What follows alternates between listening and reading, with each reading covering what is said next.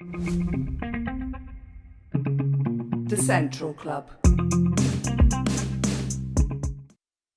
What's going on, people? Welcome to the Central Club.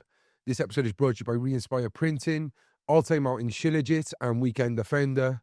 If you haven't already, make sure you hit that like button, subscribe to the club, and hit the bell button to be notified of future content. Today, we are back with a part 2 with a very, very special guest. We interviewed this man I'd say about 3-4 months ago now, and we were meaning to get him straight back on, but because of our schedule and his, it's been a bit longer. He's always abroad, so we're very lucky to get him here in Cardiff. And I'm really excited to get back into this because we left it on some sort of a cliffhanger, really, and we had a lot of people messaging saying, like, when's the part 2? They thought it was going to be straight away. So we're very sorry that it's taken this long. But we warmly welcome back Mr. Dario Deabreu. How are you doing, Dar? I'm good. I've been waiting as well for this to happen. Now it has. Sorry I haven't done any rehearsals, because I don't. Yeah, well, we know that from last time. It's what it is, raw. It's what it is. What would you like to know?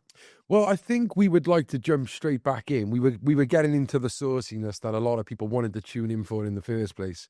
And that was, we were talking, we done all the Guyana, the growing up in Guyana, which is the most important thing to me, really, about anyone's life, is their childhood and their upbringing. And we kind of painted a good picture of the type of person you are and the young man you became to be. And we started to go into how you made your money. We spoke about the video shops, the rentals, moving on the docks. And we were diving into the debt collecting bit where you kind of prematurely pulled out, like, basically. And we were like, oh, go on then. So we were talking about you got caught up in a case on, very early in your debt collecting days in London. And you stopped there, literally. So maybe you could continue on that story and we could dive in a bit more on that stuff. Okay.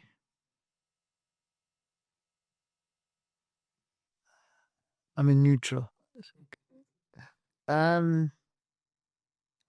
Yeah. Of recent, I've come across the lady who's got me over there. Was interested for me to go to Miami, where she moved to and resides now. It was a contact from a friend of a friend. Didn't know what I was entering into, but back in those days, I didn't care, because that was the character at the time. So I contacted a buddy of mine, because it's a 2-man show. The debt collecting is, yeah? Yes, Okay. yes, because I always need someone to calm me down. And it works well because even then I was doing a bit of acting, to be this person and wear the mask. Sent the 2 tickets over. First time, wrong name. So she redone the tickets, sent them back over. And then off we went. We were picked up by a limousine in Miami and driven back to the Four Ambassadors Hotel on, I think it's called South Beach, in Miami, where all the models walk up and down, the bodybuilders show their physiques off on the beach. We stayed in the penthouse, and we were looked after to the extreme. Won't go into that now. Maybe that's another show. But yeah, the job was to evict a person out of the hotel. Below the hotel was the offices, which was used by this individual. The guy was impressed with the way I operated. He had to take notice of why I was there, and he vacated the property without any, let's say, too many difficulties.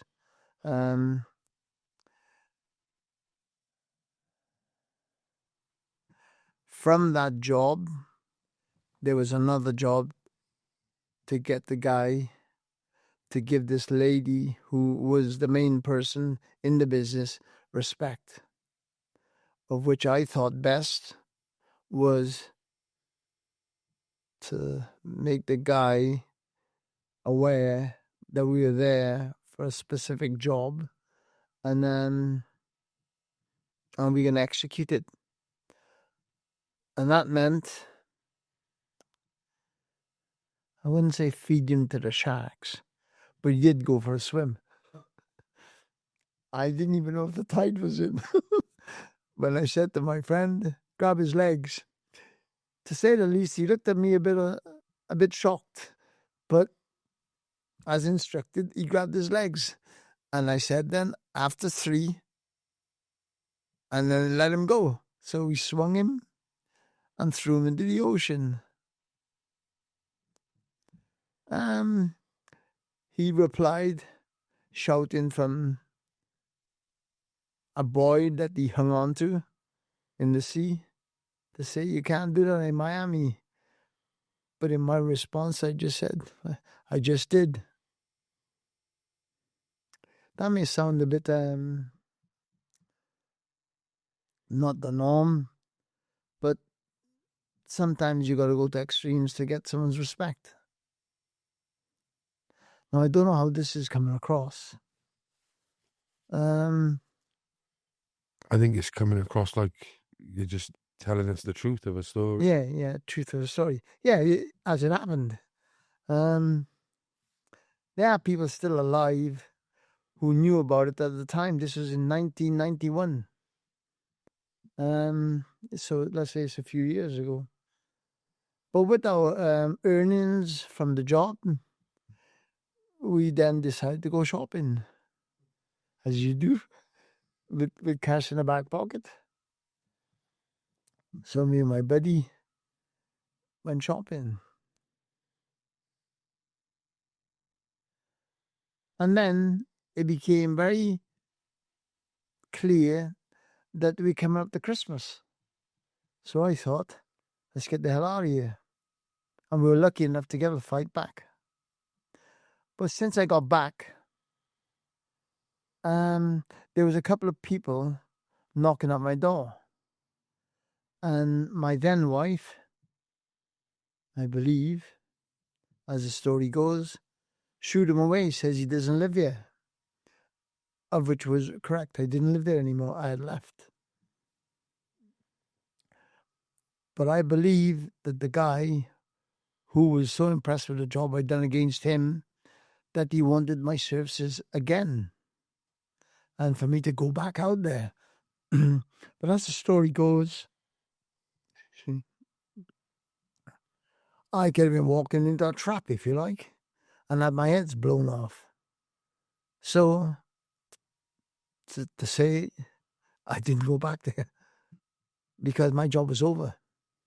This was going to be unpaid work. So I never went back to Miami.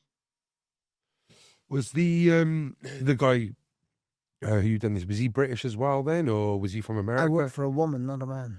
The guy you... Oh, I done the guy checked out. No, he's American. He's American. He did have a motorbike, which I was going to take off him as a sort of a bit of extra. But I would have had difficulty getting the bloody motorbike back to the UK. It wasn't worth the trouble. I mean, you can put it on a plane, but it wasn't worth the trouble. The bike wasn't that good. Yeah, that's interesting. But you believe that he was the guy who got people to knock you out? They came to knock two guys came knocking my door, with American accents. And my wife said I didn't live there anymore. And lucky enough, I didn't live there anymore, because who knows what would have happened. Yeah, they could have been knocking their, as Yeah. revenge rather than. Yeah, I think he wanted to make a statement, because he's a big businessman and he's a flash dude. I won't name him, but for obvious reasons. But yeah, who knows? Interesting. Yeah. What So when you come back, then was that like set up for you? Did that give you more experience, respect to do the stuff back at home? Or? Yeah, it was an era where I didn't care much, because obviously I've just separated from my then wife, and I just lost the plot, I believe. I think the steroids kicked in. It don't just affect your physique, which I became a monster at 16 and a half stone.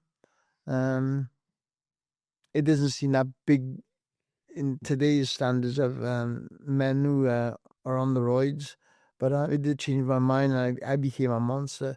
Yeah, I had 21-inch biceps, 52-inch chest. I remember when I fit in a suit shop, and I thought that was like a 48 with 42-inch chest, but it was a 52-inch chest. And I had 21-inch biceps. Wow. I was bursting out of my clothes, so I became the monster. So I was doing things which were not the norm by any stretch of imagination.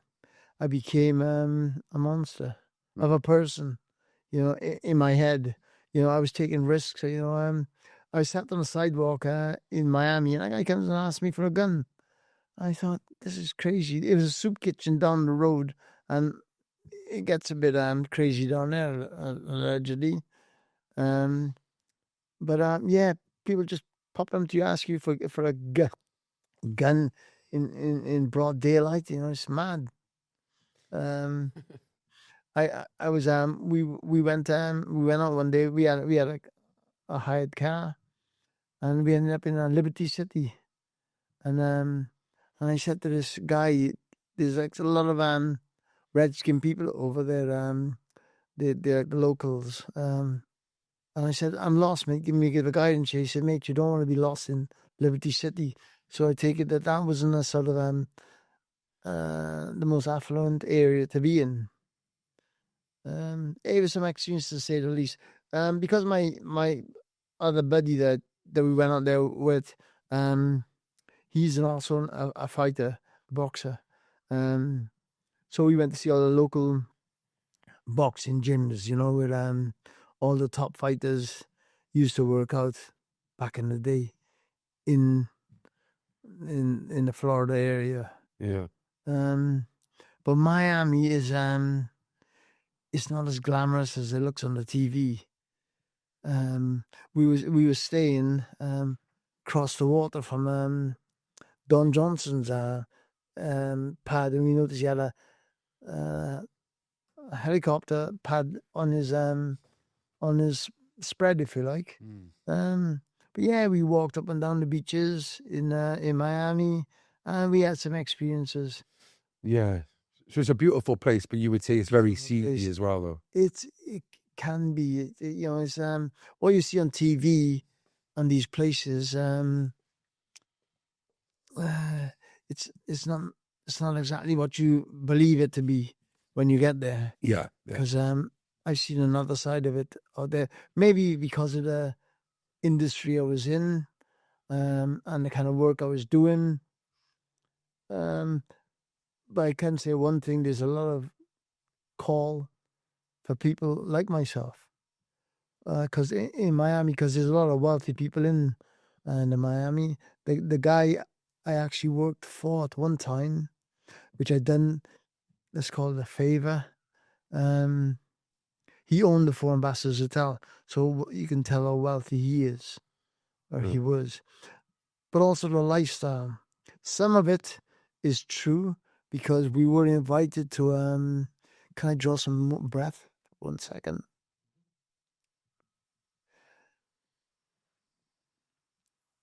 The kind of wealth that's in Miami, we were invited to, because we became popular characters. And once we'd done this job with for this lady, she had lots of affluent friends, let's say. She's going to be telling everyone, isn't she? Yes, about the impression we made. And what we were exposed to as well. Parties. I remember I went to this one party on the Miami Beach, let's say. It was on a yacht. And this yacht was like out of this world. And I was introduced to a lady in Miami by the woman I worked for, one of her friends. And we became friendly. I don't know if I can say this, but I'll say it anyway. We were sat at a table on the yacht having some food. And this lady was sat next to me. I don't know if it was deliberately set up that she would sit next to me, but she was anyway. And while I was eating our food, I felt an arm on my leg. And I thought, I was shocked, I was surprised. But the arm got more and more active. And I was embarrassed. But everyone's expression, facial expressions, were normal. And yet I was being fondled with below the table. Which I don't know why I laughed. But I don't know why I was shocked. Yeah. But that night, I slept on the yacht. And I didn't go back to my room. I stayed on the yacht with this lady. And we were the last two left. It was as though it was sort of everyone would leave and we'd be left together to finish off the night. And I did. Yeah.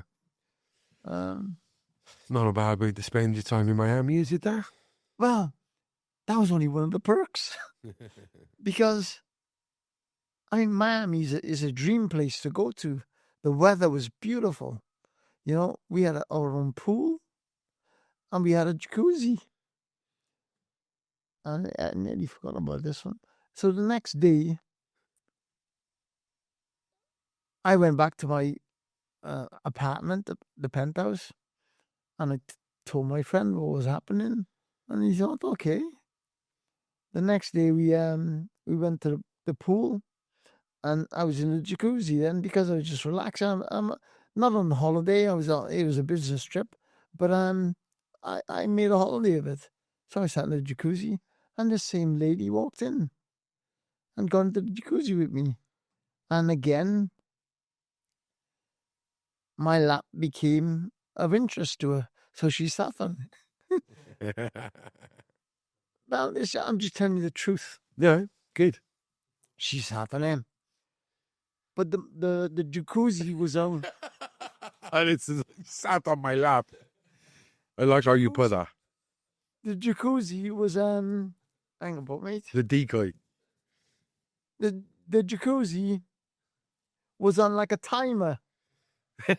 So every now and then You'd have to stop.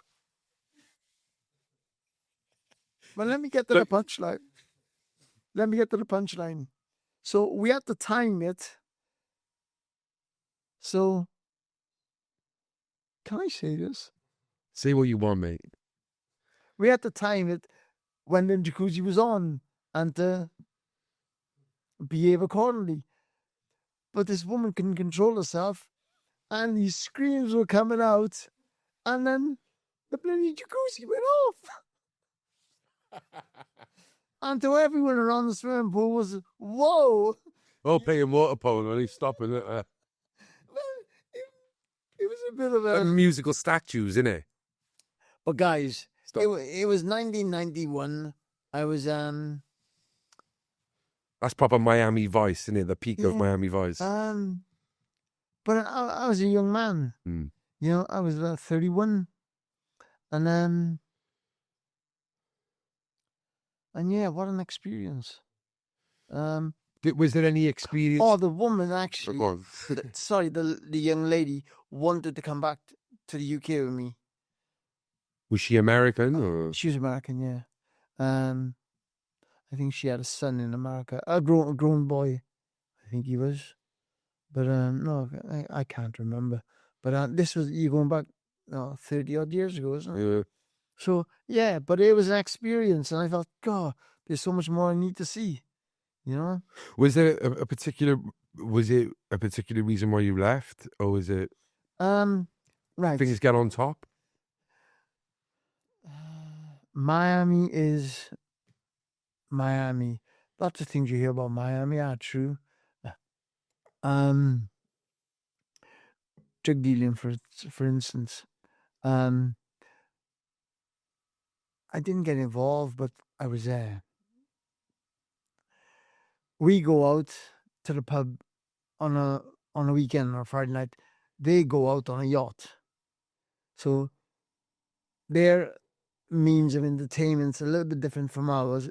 It's a lot flashier because you go out on a yacht and there's the big barrels of ice with beer and booze in it, and they just get laced out at sea, if you like, and then they come back home. They come back in, and excuse me. What happens? They go back over to Colombia. Allegedly, I don't know. There's no facts to me, but the DAA was always busting them.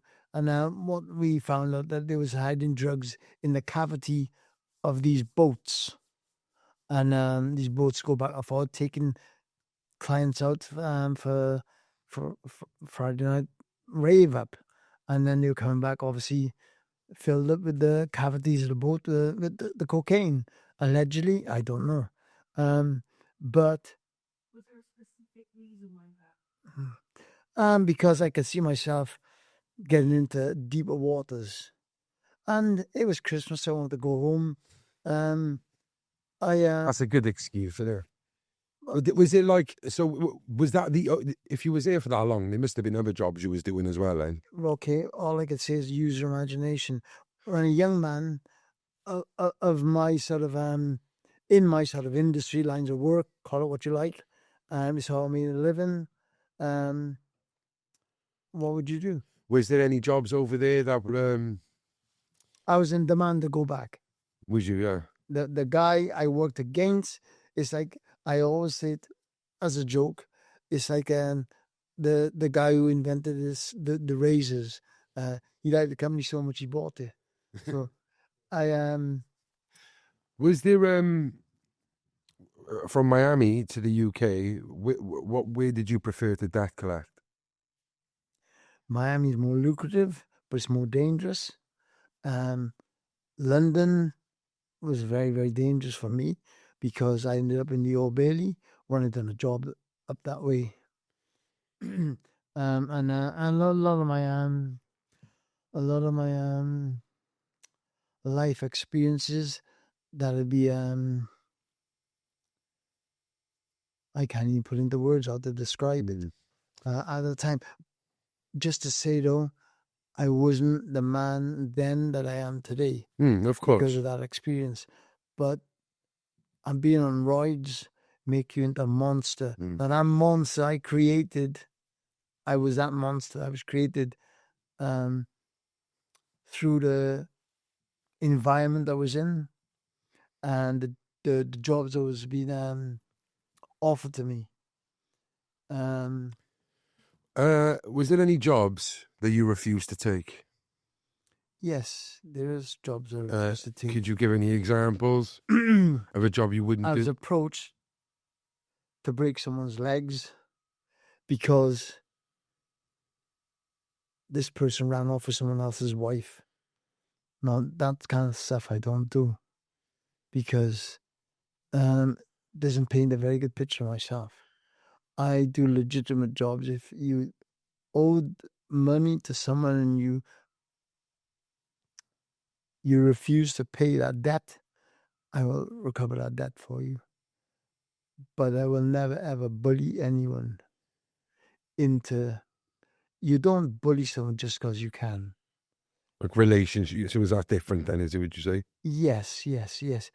I was a monster, but I wasn't that kind of monster.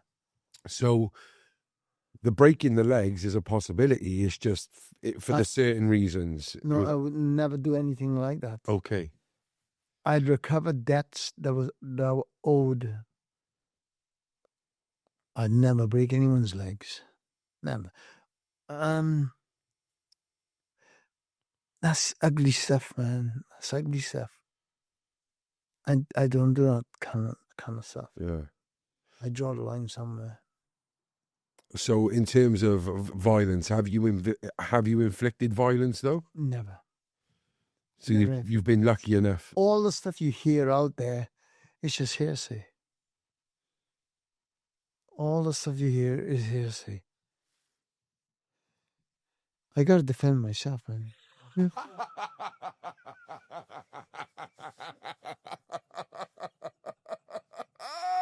Why all of? Can we have a break? Can we have a break? Can we have a break? Yeah, just have 2 minutes. Have 2 minutes. Oh, fucking hell, Dad. I got. What's going on, people? I want to break in here to say a big shout out to our new sponsors at Altai Mountain Shilajit. I'm not one to jump on bandwagons, but with this, I had to. I was just really intrigued about it, and I'm glad I have. I started Shilajit now, I would say 3 months ago, and I really do see a difference.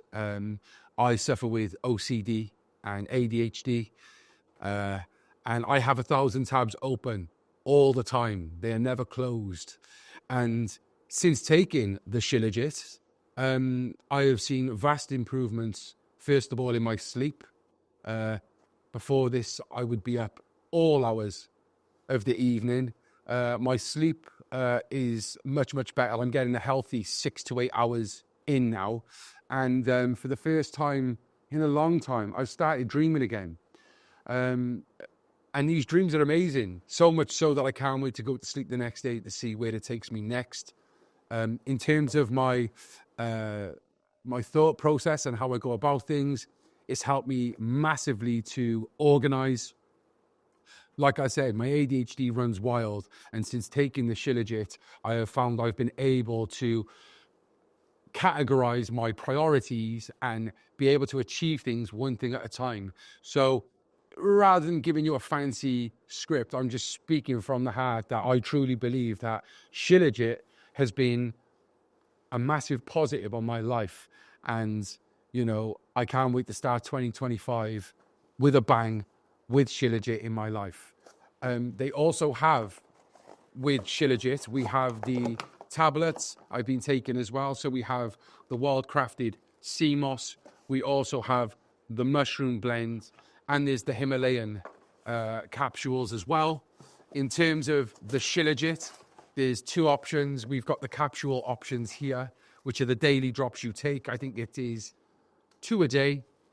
And of course, we have the resin, the pure Himalayan salt resin, which is what I use every day, just a pea size in a warm water with some lemon.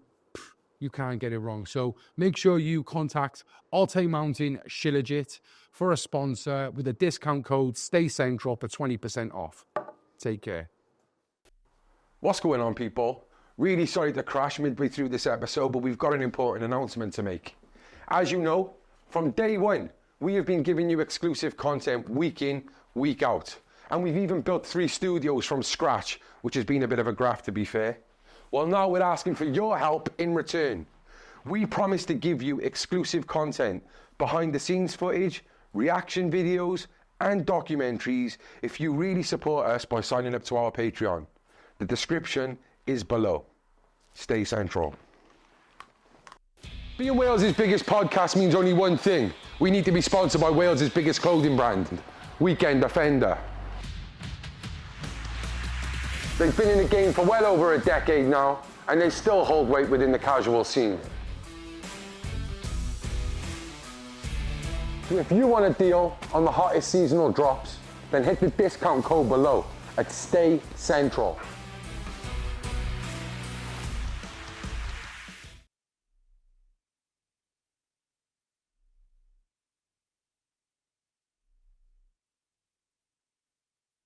So, okay, so you said about, you know, you wouldn't do that. Is that because you wouldn't break someone's leg for a relationship, and if it was money, it would probably be different? I gotta think about it. I don't know what it was like back in the day. I wasn't a nice man. Yeah, we all need money, but you got to draw the line somewhere, haven't you? I was asked to do stuff, but I never done it. Is that, it sounds like you're in a courtroom now, like Yeah. saying, yeah. Use your imagination. No, I know, but people want to know, like, you know, people like, They've heard a lot of shit out there, haven't they? There's lots of- yeah, and we'd like you to set the record straight. If, like, you did do that, can you own it and say, yeah, I did, like, and, you know, that's not me now. Still a guy on a guy's testicles, yeah, because he's disrespecting me. So the only way I can get his attention is, you know, do the shit I do. I used to do. Is there any cases that you still think about or maybe regret? From my heart, I love people and I just want people to love me back. And we all got different ways of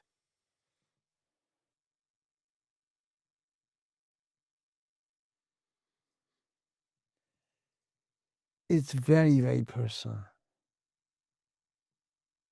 And I don't even know how to answer that question.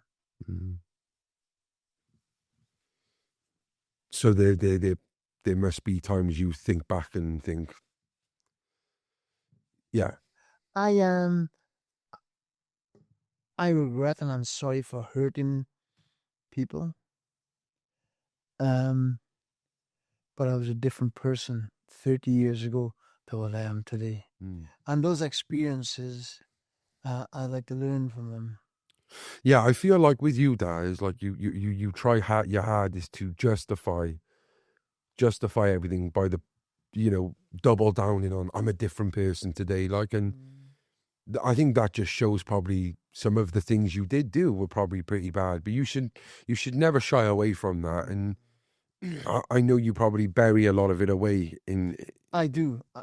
I'm conscious of that I black a lot of shit that's happened in my life for reasons that I don't even understand. But I do black a lot of things out because life is not always from the eyes who look into and having a perception of someone. Your perception can be very, very not clear. There's things that happen in life you just don't want to talk about, and it could be ugly things. And I've only ever done what I had to do. I couldn't even define it, but we all have moments in our lives which we may not be proud of, and yeah. We've got your one of your younger family relatives in the background, and is it? I love Frankie. Is it ever been Frankie's things? a lot like me. Is there things that you heard about your Uncle Dario that you were like quite shocked about in Miami? You've heard things. He was like videos on the van. Yes. What happened? I forgot about that. See, a lot of things I forget about. Be it Safety on the van. Yeah, what was the most like? lots of things happening in that video van. Remember, I once had a bit too much fun in the van. I had to shut the door sometimes. What do you mean by that? Um, Could you explain? Use your imagination. No, we're talking. I want you to tell us. Like, tell us. Okay. Actually, I can tell you about this one incident. It's like getting blood out of a stone with Daddy, isn't it? Huh? Yeah. This one incident. I always I used to do my video, his legendary videos. Come and get your video. Anyway, back in those days, I can't believe I was a street trader shouting videos in the bloody back of a van in the streets of Utah. Brilliant. But anyway, this one lady, always came in a van, but never bought the video. Always, the van was always full. You know, people coming in back, waiting to other people to come on before they go in, because it's only a little galley in the van. My old telecom van, best van ever. And one day I thought, well, when the customer goes off, I'll ask this lady, why isn't she buying a video? And I did. I said, you come on a van every week, but you never buy a video. Anything wrong? She said, no, I haven't got a video player. So the penny dropped that she wasn't interested in videos. She might have been interested in me. So it still turns out she was interested in me, because she has offered me a coffee. So I went on a coffee. Did you do it in the back of the video van? No, I was in the house, man. She gave me a coffee. I didn't have a coffee maker in my van. So I went in for a coffee. And so one of all the times who did he lock in the van? No, they see my videos if I locked them in the van. No, that didn't exist. I knew where they lived. I knew the house because the house numbers in my book. So I knew where everyone lived. But the experience that I had in there is second to none. I loved every minute of it. Yeah, I did have fun. But so did they. I made a few stops after, of which I became regular. And yeah, we both got out of it got enjoyment out of it, and use your imagination. I'm going to make a T-shirt with Dario on saying "Use your imagination." But we had fun. I mean, I love the docks. What can I say? Is there any stories that people talk about you on the streets, rumors that are not true? Like yes. Do you want to set the record, Shetland? Right, because if something happens, they add a bit on, and a bit more on, or sometimes they even take something away as well. It works both ways, you know. They'll everyone on my, because they only know the character. They knew the character, and if you imagine this character and you think, would he do it? And the answer is yes, then he probably did do it. But they'll make their own versions up. Yeah. No, I understand. Add a bit on, you know. The guy fell over and scratched his knee, and he said Dario broke his legs. It doesn't happen. People just different circumstances. Yeah. Was there ever a time that you had to collect the debt and you got unstuck yourself? But it got a bit hairy, let's say. It got hairy, but I never got unstuck. They always paid. They always paid because they felt as well the guilt of owing the money anyway. Because I never recovered a debt that wasn't owed. And usually the weaker man was a guy who was owed to, and he couldn't do anything about it, so they'd hire me. And I always said 50%. 50% or nothing, and they always chose 50%. So that's what made me popular in those days at doing that particular job, and I done it well. I had to make money, and it served me well. And I made a lot of people happy because these people were one of them in particular was suicidal. He lost his business, he lost his BMW, he lost his house, his wife left him. The guy was in ruins. The next thing he was going to do is hang himself. So I rescued that guy. I ended up in the Old Bailey, and and then the judge and jury liked me, so they let me go. What about it? They had the evidence. They had evidence about allegedly crushed testicles. They had the evidence. How did you crush his testicles? Like what? Was he lying there, or was you? Yeah, he packed his legs and standing on him. He started as the job went on. He started to disrespect me, bit of raised voices, and I thought, I'm not getting anywhere. This guy's digging his heels in, and because he's a big lad, he thought. He even sat down in his chair. That's a mark of disrespect, anyway. In my eyes, he should have stood up, meet me man to man. But I picked him up in a chair, tipped him upside down. He fell out the chair, and I stood on him. Unfortunately, I was on his testicles. Oh. But sometimes you just got to go to the extreme to get your respect. Did you ever use weapons to? Never. I'm not violent. What? Well, I just don't know how a debt collector is not violent. I don't understand that. No, you're not violent. So would you say it was potluck every time? Like, it was just how you looked. Right. And one day... It's the way you look. Is it and how you... So you never, ever enforce violence to get the money? No, never. Not like that kind of person. You got to draw a line. I'm never that kind of person. See? It's all hearsay. I done what I had to do to get the right result. And I made a lot of people happy. So what about those people though? Because there's got to be people out there who just fall. A business deal might go wrong. They lose the money. They owe it to someone. There must have been people out there who were innocent as well. I was never involved in that stuff. All I was involved in is people who got knocked. Like it was typical for builders and businessmen. The King Cross fire in London, all got wiped out in the fire. Now, the guy who won the contract to be rewired it all was a guy called Norman Broad. And that's the guy who worked against Norman Broad versus Dario Deabreu in the Old Bailey. And he was paid, and he was paid $350,000 by the government and the councils to rewire the underground.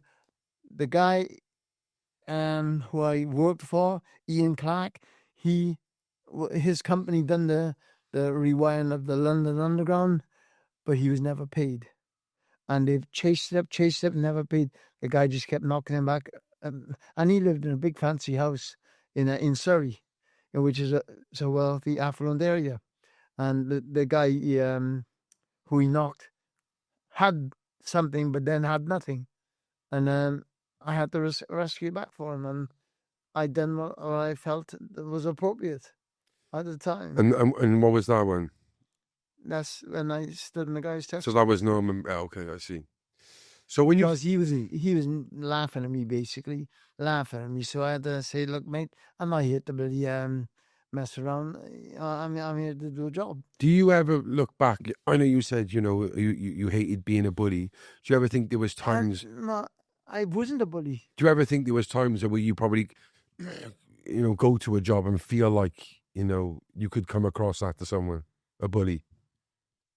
No, because all the people I worked against, I believe, they were the bullier.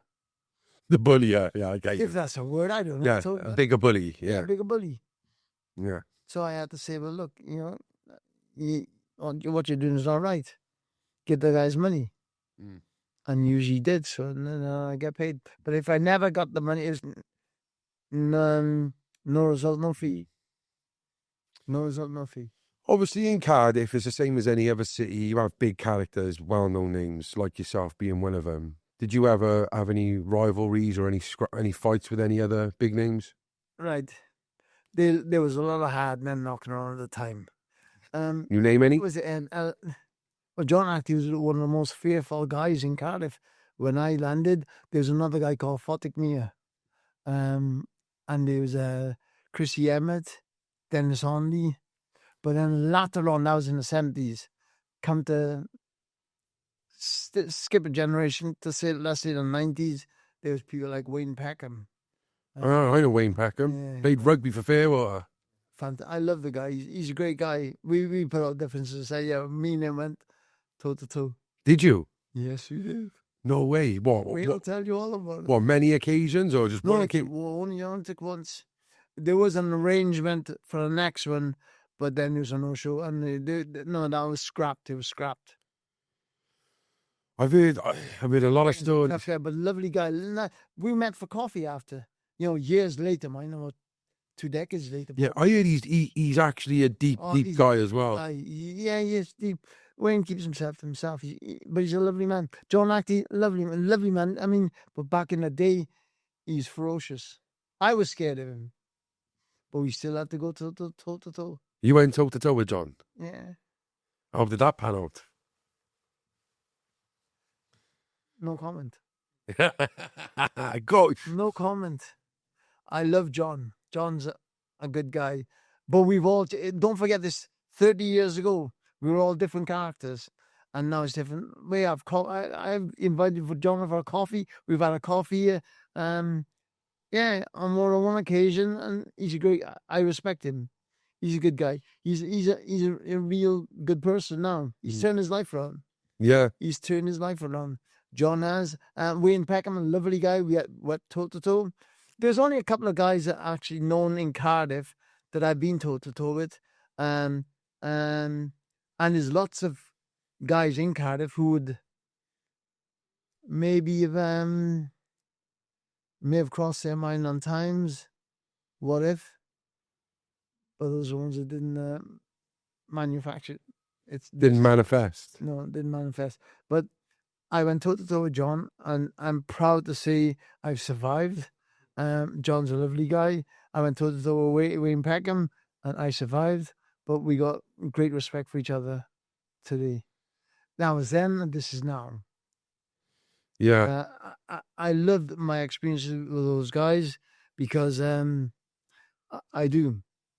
I love my experience, and I got great respect from both of those guys. I'll never say anything badly against them because they don't deserve it.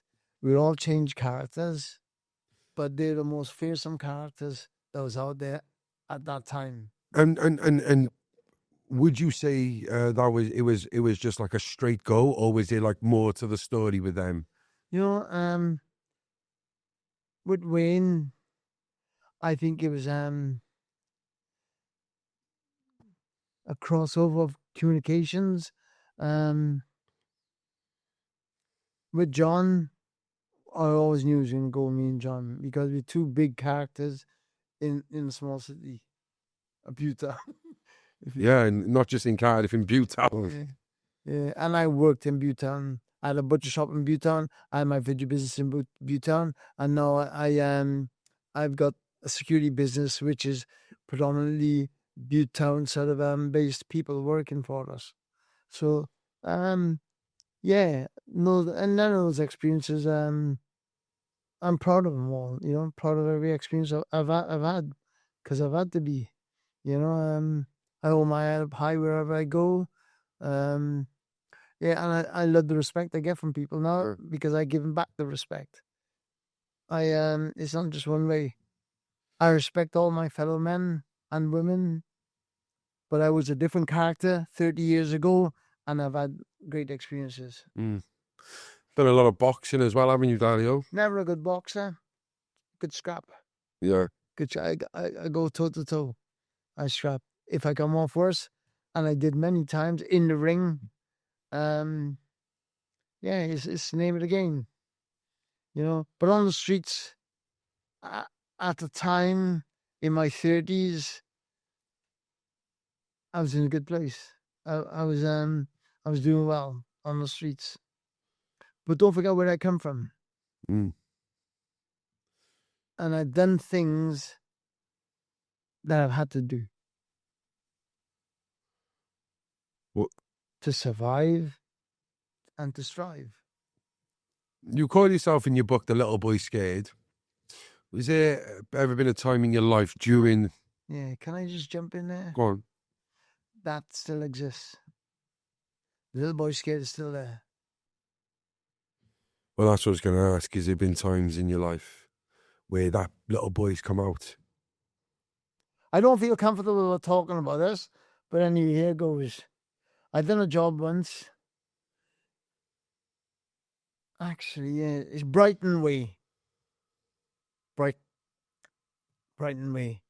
Where a guy had owed a lot of money. It was in the video days when videos was big. Yeah. That's in the 90s, may have been late 80s. But I went up there anyway. And the guy see me come in. It was a video shop. That was his office at the back of the video shop. But he see me come in. So he sat on his desk. And then he took off. He went. So he went and gone about 10 minutes. I said to the girl, the receptionist, she says, where's he gone? He said, I think he's using a bathroom. I said, is he? Where's the back there? So I walked out the back, which goes into his office. And the toilet's right there.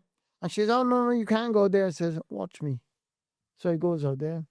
And I can hear the little kerfussing going on in the toilet. So I kick the door, smash in. The door opened, smashed up. Kicked it quite violently, actually, I think. But he had splinters in his forehead. What are you laughing for? Fucking mental. But he shot himself, and he shot some more when I kicked that door open, and the look on his face, there's shit splattering everywhere. But then he came out, and he ran to his desk, and he picked up a double-barrel shotgun. I don't know why I was keeping that. He must have owed a lot of people a lot of money. But I said, there was a baseball bat on the side. I picked that up, and I whacked it, and he dropped the gun. What happened next? I got his attention, paid the money, I left. On to the next job. We're upstairs. This was in London. Up the stairs, his office at the top of the stairs. I goes in the office, and another cocky twat. And it happened very few times over the years I was debt collecting. But he started bad chatting to me, give me no respect whatsoever. Not, if I'm collecting money off you, and you're the debtor, then you should give people a bit of respect. But to get his attention again, I'd grabbed him, pull him across the desk, threw him on the stairs. Job done. Paid the money. And the local one I done in a place up by Taft's Row. I can't remember the guy who took with me. I think the guy who used to work for me that I took with me, but he was a bit impressed with the job as well. Because the guy said he didn't have the money. I looked around and I thought, well, this doesn't look like a pauper's place, because his flash stuff, he drew a flash car, live in a flash life, big house, try to say he didn't have the money. So again, I gripped him, pulled him across the desk, and all of a sudden, he finds the money. That's paid.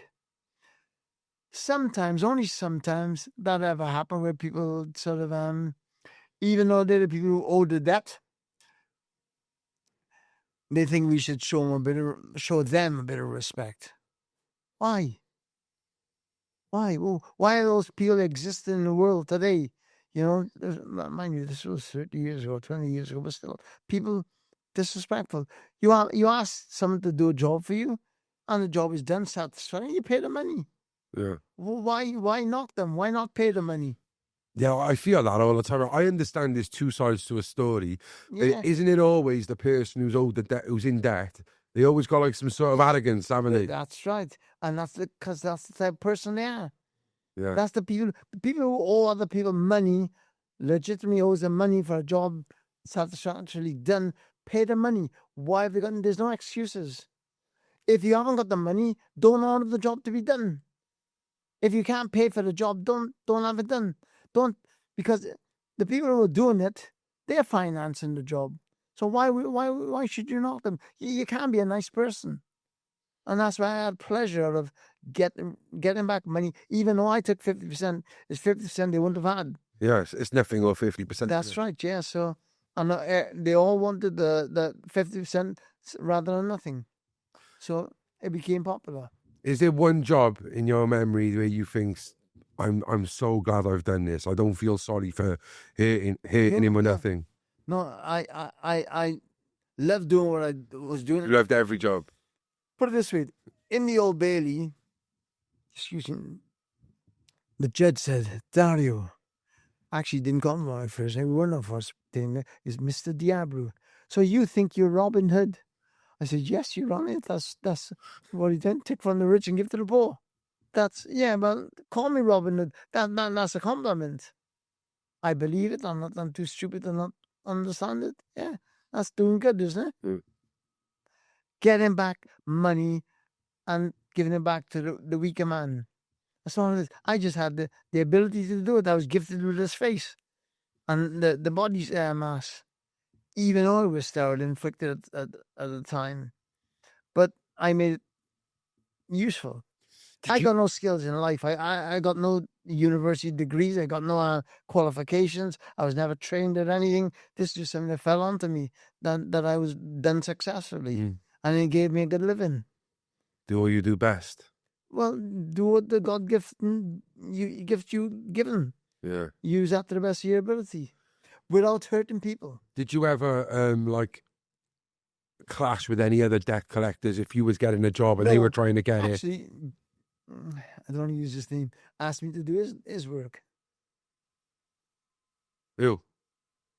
You know who? Big John.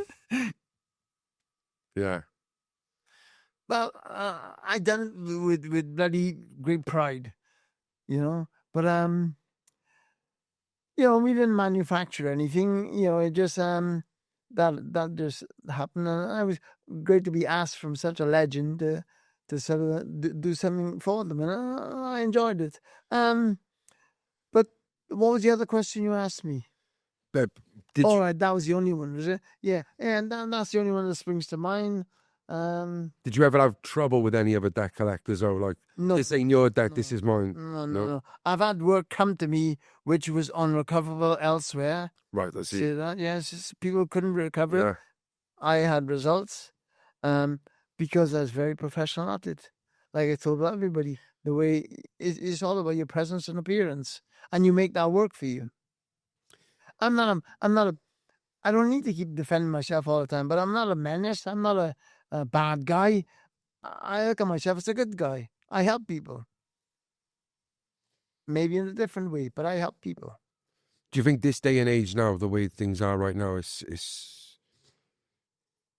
This world at the moment it's not the best at the moment, because of the people in charge. They're not making the best decisions.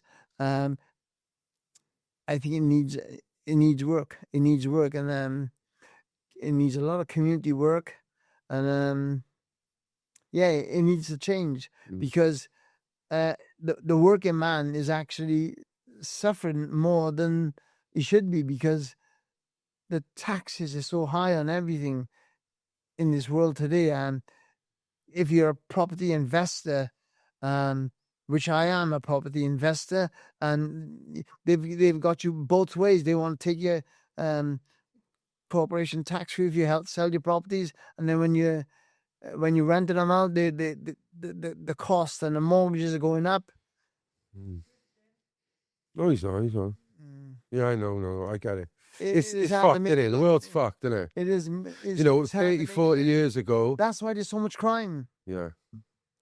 That's why there's so much crime. The people need to work as a team together, not the superior ones up the top and they looking down on the lesser man, if that's the way you describe it, or I describe it. There's no lesser man. We're all equal. There's no lesser man. There's no lesser woman. We're all equal. We got to work together as a team. Teamwork makes the dream work, so they say. You know. But yeah, I think you get much further working as a team, and that's the governments as well. You know, they just. I think we'll dive into this on our next podcast, because we haven't touched on your battle with leukemia. We haven't touched on That was easy. on the doors. We haven't touched the doors, on the charity work you do now. So we're definitely going to do that. Mm-hmm. I just want to finish on one last question. Obviously, I know you have a security firm, Dario Security. Mm-hmm. It's more about protection and looking after sites. But does anyone ever contact you to do any debt collecting still? Oh yeah. Still, still calls. Yeah. And I find it hard. I find it hard to refuse. But you got to think of yourself, how old you are, the position in life you are, the age you are, and I feel I don't want to reflect on my business at all. Yeah. You know, because back 30 years ago, you can get away with the way things were done. You press charges for anything now, don't they? Yeah, I mean, evictions. I can't do evictions. Like I used to get my boys, people want to call, keeps reminding me, Dad, you can't do it anymore. You can't do it like you used to. That's how you built your reputation. That's how you became who you are. But you can't do it today. Yeah. And I respect their views, and I said, yeah, well, I don't need it like I did. Yeah, you don't need to, and walk away No. blissfully, innit? Yeah, Be like absolutely. Ric Flair in a wrestling ring now, like it's just not the same. You might as well just walk No. fog when you're smiling. Yeah. Yeah, well, Dario, Yeah. thank you for coming. You know, Yeah, my we pleasure. really appreciate it. I hope it comes across in a nice way. It doesn't pay me to be a bad guy. I hope it doesn't make me an ugly guy. I just tell the truth about what it was 30 years ago when I was a different person. And God bless you all. Thank you, everyone. I hope you enjoyed this podcast. If you haven't watched Dario's part 1, where he talks about growing up in Guyana and, you know, coming over to the UK and all that stuff, go and check it out. It's a really, really fascinating watch.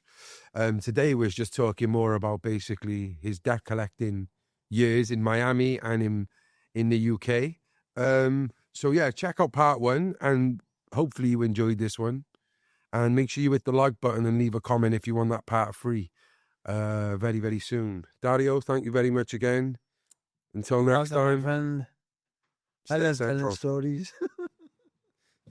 Use your imagination.